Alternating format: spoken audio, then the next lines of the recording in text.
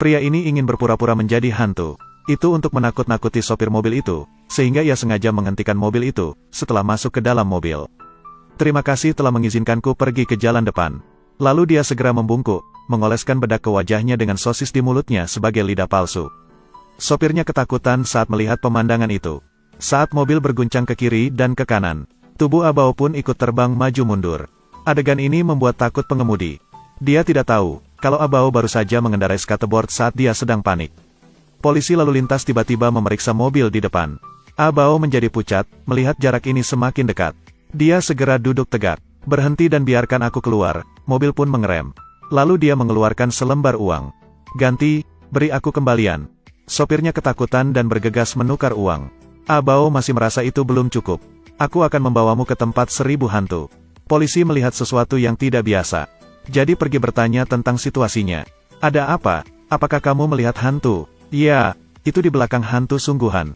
Abao berlari kencang, tanpa sengaja tersandung kayu. Dia jatuh ke dalam parit yang berbau busuk. Dia dengan cepat menarik rambutnya dan melihat ke belakang. Melihat polisi mengejarnya, dia sangat ketakutan sehingga dia dengan cepat memutar tubuhnya. Hingga seluruh tubuh menjadi satu dengan lumpur. Keduanya melihat sekeliling, tetapi tidak melihat adanya tersangka. Jadi mereka kembali ke cara lama mereka. Abao melihat sekeliling. Benar saja, polisi sudah pergi. Jadi dia berdiri dan membersihkan kotoran dari tubuhnya. Tanpa diduga, keduanya tiba-tiba kembali. Bawa dia langsung ke kantor. Dia tidak punya pilihan selain terus berpura-pura menjadi hantu. Oh, aku sangat takut. Aku akan mengambil pistol dan menembaknya.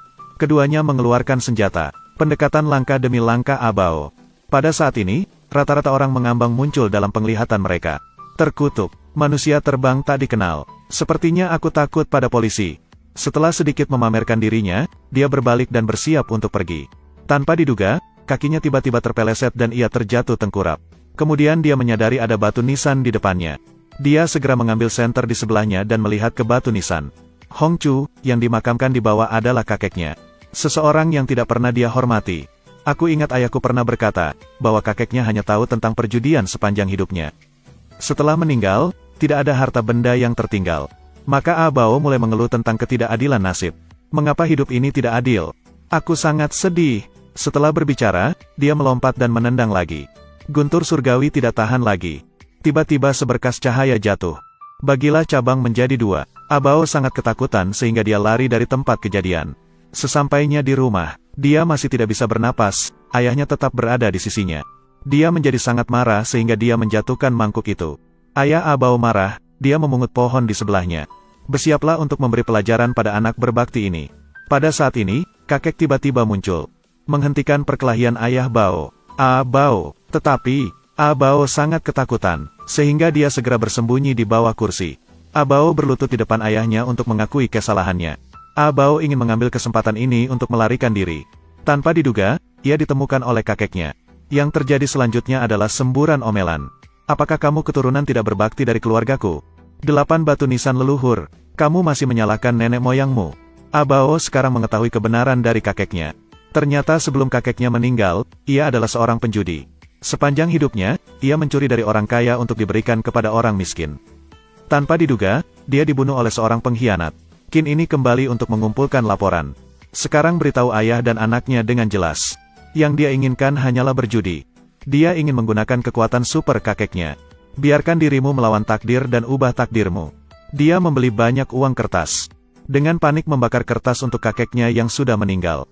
Bahkan dengan fotonya. Lalu dia pergi ke kasino. Setelah lihat sekeliling, benar saja, dia melihat arwah kakeknya di bawah meja. Keduanya segera mulai membuat kode. Sentuh kaki kiri lalu letakkan di angka 3. Jika aku menyentuh kaki kanan, kamu pasti pingsan. Dia memasukkan taruhan di angka 3. Dengan bantuan kakek, Abao mengubah nasib buruknya sebelumnya. Hancurkan 4 orang kuat di kasino. Kemenangan besar. Saat ini, kakek mulai berbicara tentang balas dendam. Cucuku sayang, aku ingin kamu membantuku membunuh seseorang. Jangan bilang aku harus membunuh 10 orang. Di waktumu, siapapun yang tercepat akan menghasilkan uang paling banyak. Setelah Abao mendengarnya, dia mengajak kakeknya membeli lotre 6 digit.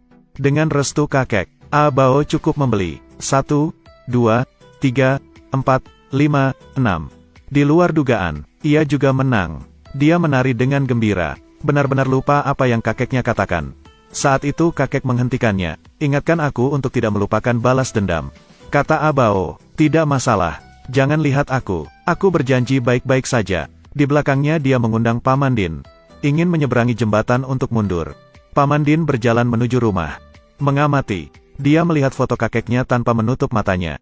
Kemudian ambil pedang mahoni. Dan mulai melompat ke sekeliling ruangan dengan pedang. Aku tidak menyangka kebencian kakek begitu kuat. Karena balas dendam, arwahnya tidak mau pergi. Paman Din telah memutuskan. Dia akan melakukan ritual agar dia tidak pernah terlahir kembali. Abao sedikit khawatir setelah mendengar ini. Dia maju cepat untuk memblokir. Jangan memohon padanya. Dia hanya hantu. Yen adalah balas dendam, kebenciannya terlalu dalam. Ini akan merugikan dunia. Abao masih ingin dia berhenti. Namun dia dilindungi oleh jaring Paman Din. Segera setelah itu, Paman Din melanjutkan. Aku ingin menggunakan api yang sebenarnya. Mengalahkan jiwa kakekku yang tersebar. Sesaat kemudian, membuat ruangan menjadi berantakan. Untungnya, ayah Abao kembali tepat waktu. Melihat seseorang membakar jimat itu. Dia segera mengeluarkan alat pemadam api. Dia berhasil menyemprotkannya ke arah Paman Din. Apakah kamu ingin membakar rumahku? Lupakan saja, rumah ini benar-benar. ... Sebuah lelucon berakhir seperti itu. Keesokan harinya, Abao mengambil uang itu dan mulai menghamburkannya kemana-mana. Kakek tidak tahan lagi. Hari-hari bahagia selalu singkat. Segera Tuan Hong datang untuk melihat. Dia dengan keras memarahi Abao. Dia anak nakal yang tidak menepati janjinya.